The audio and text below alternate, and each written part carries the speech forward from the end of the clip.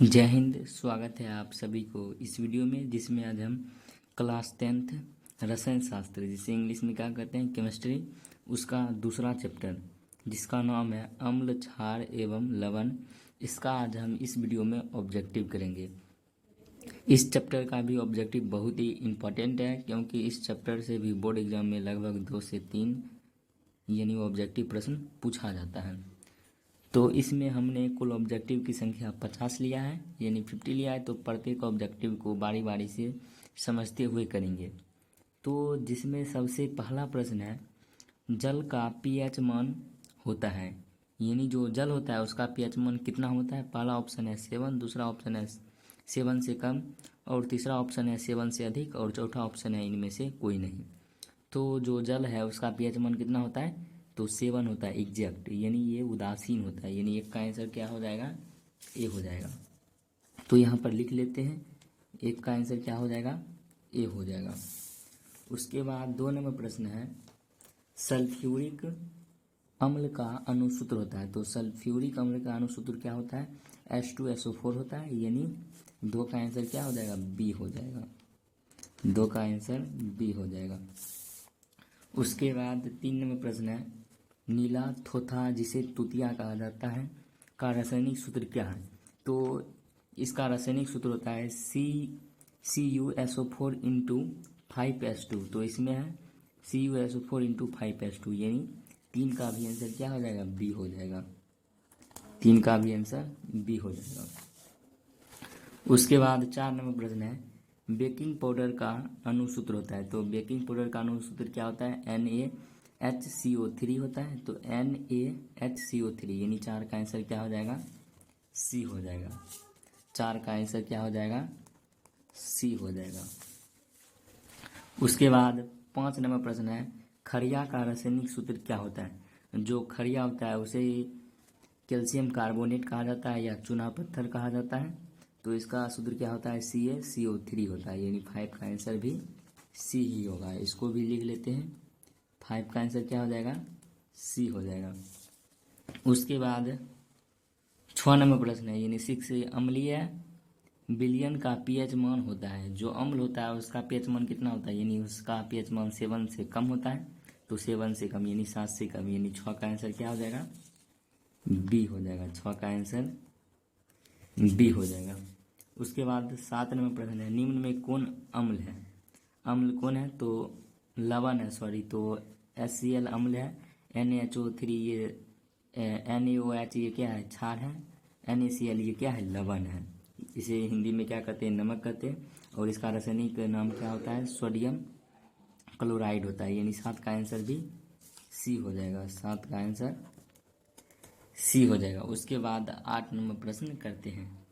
8 number प्रश्न है, निम्नलिखित में से पीएच का कौन सा मान क्षारक विलयन का मान देता है। यानी क्षारक विलयन का मान कितना होता है, 7 से अधिक। तो यहाँ पर 7 से अधिक सिर्फ एक ही संख्या, यानी 13, यानी 8 का आंसर क्या हो जाएगा, डी हो जाएगा।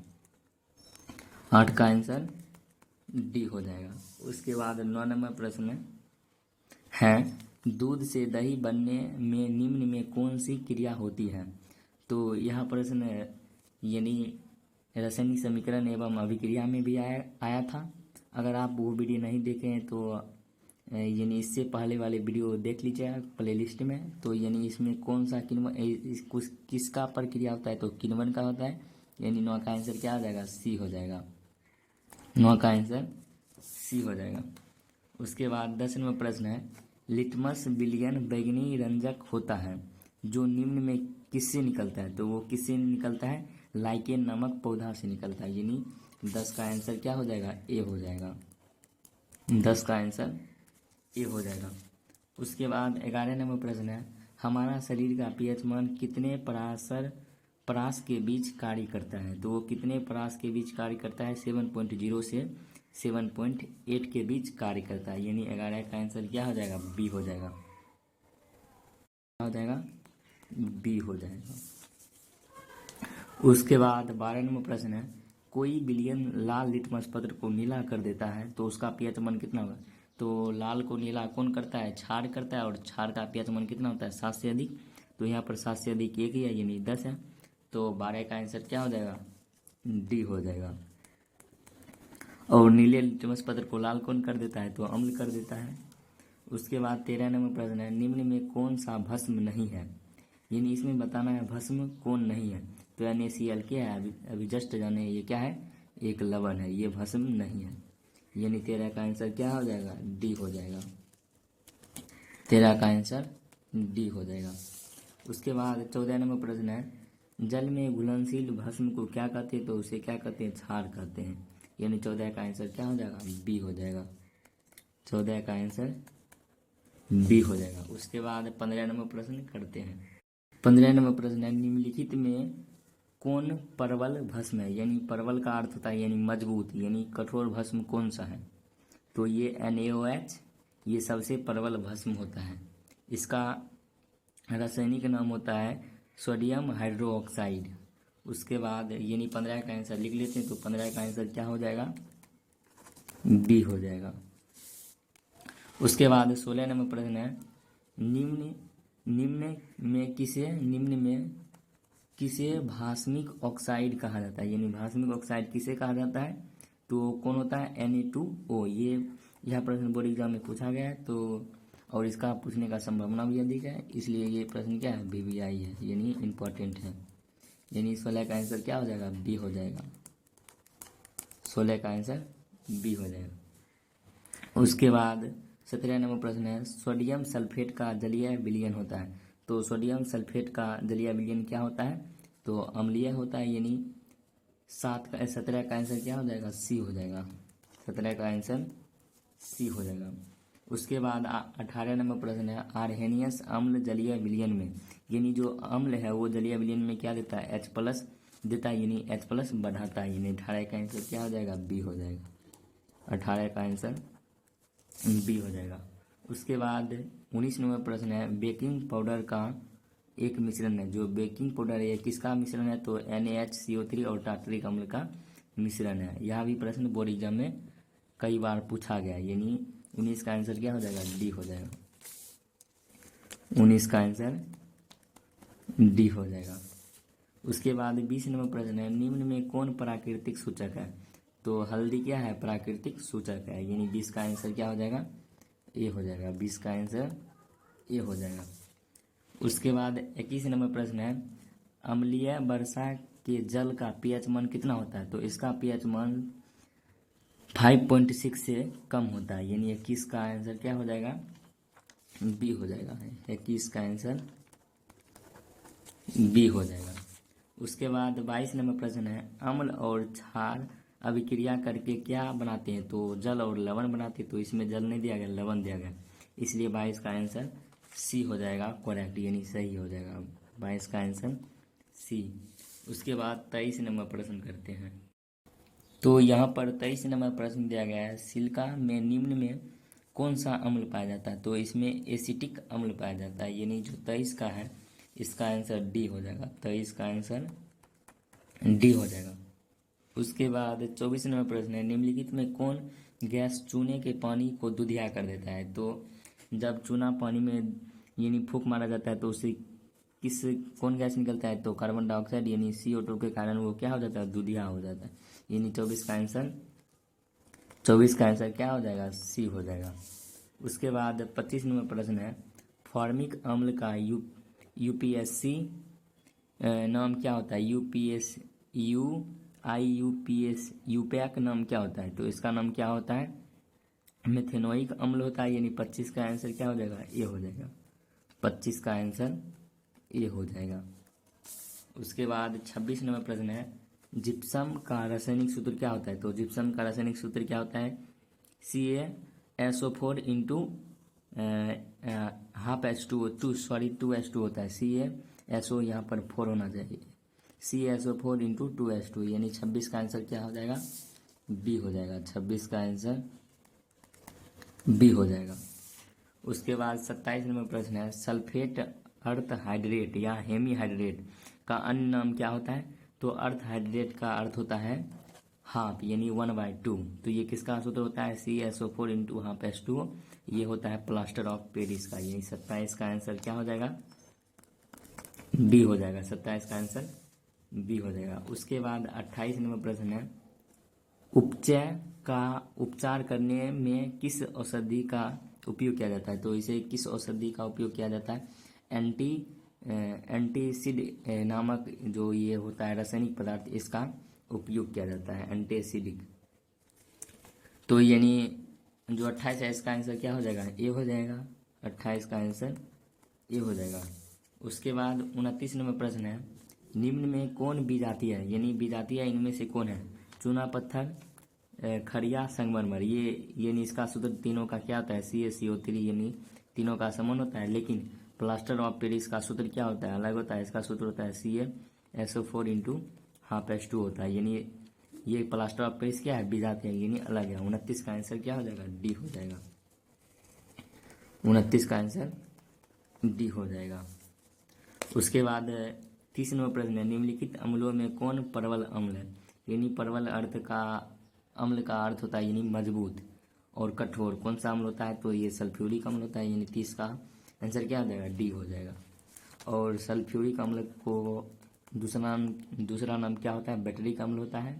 यानी इसका बैटरिक में प्रयोग किया जाता है, इसलिए इसको बैटरिक अम्ल भी कहा जाता है। उसके बाद 31 नंबर प्रश्न करते हैं। नंबर प्रश्न है, मिल्क ऑफ मैग्नीशियम का पीएच मान कितना होता है? तो मिल्क ऑफ मैग्नीशियम का पीएच मान 10.5 होता है। यानी 31 का आंसर क्या हो जाएगा? डी हो जाएगा। 31 का आंसर डी हो जाएगा। उसके बाद 32 नंबर प्रश्न है, बैटरिक अम्ल है, यानी इसमें अभी आपको जस्ट बताएं कि सल्फ्यूरिक अम्ल को बैटरिक अम्ल कहा जाता है। और सल्फ्यूरिक अम्ल का सूत्र क्या होता है? H2SO4 होता है। यानी 32 का आंसर क्या हो जाएगा? बी हो जाएगा। 32 का आंसर बी हो जाएगा। 33 नंबर प्रश्न है, दांतों को साफ करने के लिए दंत मंजन, जिसे इंग्लिश में क्या कहते हैं? टूथ पेस्ट कहते हैं, पराया होता है। ये क्या होता है? पराया छारिया होता है। क्योंकि जब दांत से हम भोजन खाते हैं तो उसमें अधिकांश मात्रा में अम्ल पाया जाता है, और दांत का यानी जो प्रकृति होता है वो अम्लीय हो जाता है। उसे उदासीन करने के लिए छारिया जो दंत मंजन होता है उसका उपयोग किया जाता है। यानी 33 का आंसर क्या हो जाएगा? ए हो जाएगा। 33 का आंसर ए हो जाएगा। उसके बाद 34 नंबर प्रश्न है, ऑक्सेलिक अम्ल का प्राकृतिक स्रोत क्या है? तो इसका प्राकृतिक स्रोत क्या है? टमाटर है। यानी 34 का आंसर क्या हो जाएगा? ए हो जाएगा। 34 का आंसर ए हो जाएगा। उसके बाद 35 नंबर प्रश्न है, प्लास्टर ऑफ पेरिस का रासायनिक सूत्र क्या होता है? तो इसका सूत्र होता है CaSO4 इंटू हाफ H2O होता है। यानी 35 का आंसर क्या हो जाएगा? बी हो जाएगा। 35 का आंसर बी हो जाएगा। उसके बाद 36 नंबर प्रश्न है, लिटमस विलयन जब ना अम्लीय होता है और ना ही क्षारीय, तब यह किस रंग का होता है? तो ये किस रंग का होता है? तो बैंगनी रंग का होता है। यानी 36 का आंसर सी हो जाएगा। 36 का आंसर सी हो जाएगा। उसके बाद 37 नंबर प्रश्न है, लौंग तेल किस प्रकार का सूचक है? ये किस प्रकार का सूचक है? ये गंधीय सूचक है। क्योंकि जब इसका परीक्षण किया जाता है तो ये इससे क्या निकलता है? गंध निकलता है। गंध से ही पकड़ते हैं कौन सा अम्ल है कौन सा क्षार है। इसलिए यानी 37 का आंसर सी हो जाएगा। यानी गंधीय सूचक हो जाएगा। 37 का आंसर सी हो जाएगा। उसके बाद 38 नंबर प्रश्न करते हैं। 30 नंबर प्रश्न है, दही में कौन सा अम्ल पाया जाता है? तो दही में कौन सा अम्ल पाया जाता है? लैक्टिक अम्ल पाया जाता है, लैक्टिक अम्ल पाया जाता है। यानी 38 का आंसर क्या हो जाएगा? सी हो जाएगा। 38 का आंसर सी हो जाएगा। उसके बाद 39 नंबर प्रश्न है, शल्य चिकित्सा में टूटी हड्डियों को जोड़ने के लिए प्रयुक्त रासायनिक पदार्थ कौन सा होता है? तो ये किसका उपयोग किया जाता है? यानी टूटी हुई हड्डियों को जोड़ने के लिए प्लास्टर ऑफ पेरिस। और इसका सूत्र क्या होता है? CaSO4 into half H2O। यानी 39 का आंसर क्या हो जाएगा? सी हो जाएगा। उसके बाद 40 नंबर प्रश्न है, अमोनिया क्लोराइड का जलीय विलयन क्या होता है? तो इसका जलीय विलयन अम्लीय होता है। यानी 40 का आंसर ए हो जाएगा। अम्लीय होता है। उसके बाद 41 नंबर प्रश्न है, सिट्रिक अम्ल का प्राकृतिक स्रोत क्या है? तो इसका प्राकृतिक स्रोत संतरा या नींबू है। यानी सिट्रिक अम्ल किस में पाया जाता है? तो संतरा और नींबू में पाया जाता है। यानी 41 का आंसर क्या हो जाएगा? सी हो जाएगा। 41 का आंसर सी। उसके बाद 42 नंबर प्रश्न है, टार्टरिक अम्ल इनमें से किस में पाया जाता है? यानी जो नीचे 4 ऑप्शन दिया गया है इसमें किस में पाया जाता है? तो ये किस में पाया जाता है? तो ये इमली में पाया जाता है, यानी टार्टरिक अम्ल इमली में पाया जाता है, यानी 42 का आंसर क्या हो जाएगा, बी हो जाएगा। उसके बाद 43 नंबर प्रश्न है, चींटी के डंक और नेटल के इंक में कौन सा अम्ल पाया जाता है? तो इसमें कौन सा अम्ल पाया जाता है? तो जो चींटी के डंक होता है उसमें फॉर्मिक अम्ल पाया जाता है, और फॉर्मिक अम्ल का यूपैक का नाम क्या होता है, मेथेनोइक अम्ल होता है, यानी 43 का आंसर क्या हो जाएगा, सी हो जाएगा। 43 का आंसर क्या हो जाएगा, सी हो जाएगा।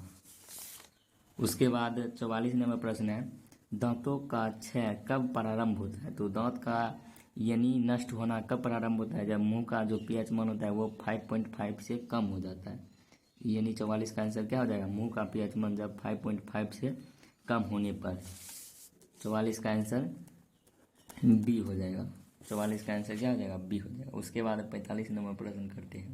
45 नंबर प्रश्न है, हमारे पेट में कौन सा अम्ल पाया जाता है? तो हमारे पेट में कौन सा अम्ल पाया जाता है, हाइड्रोक्लोरिक अम्ल पाया जाता है, और इसका सूत्र क्या होता है, HCl, यानी 45 का आंसर क्या हो जाएगा, ए हो जाएगा। 45 का आंसर ए हो जाएगा। उसके बाद 46 नंबर प्रश्न है, किस pH का मान वाला विलयन सबसे अधिक अम्लीय होता है?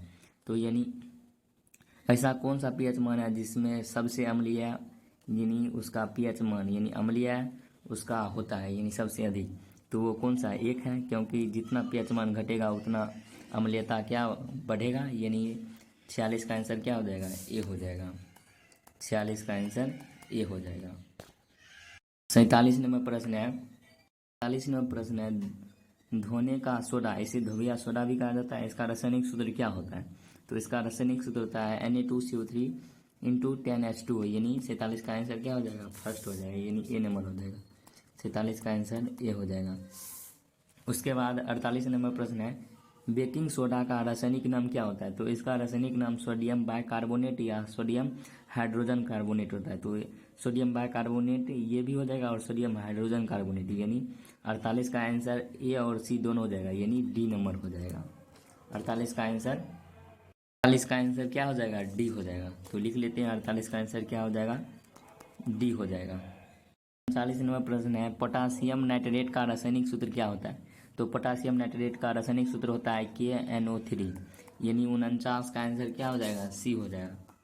49 का आंसर सी हो जाएगा। उसके बाद 50 नंबर और लास्ट नंबर प्रश्न है, जल की अस्थायी कठोरता को हटाने के लिए किसका उपयोग किया जाता है? तो धोबिया सोडा का उपयोग किया जाता है। तो धोबिया सोडा का सूत्र क्या होता है, Na2CO3 इंटू 10H2, यानी 45 का 50 का आंसर क्या हो जाएगा, बी हो जाएगा।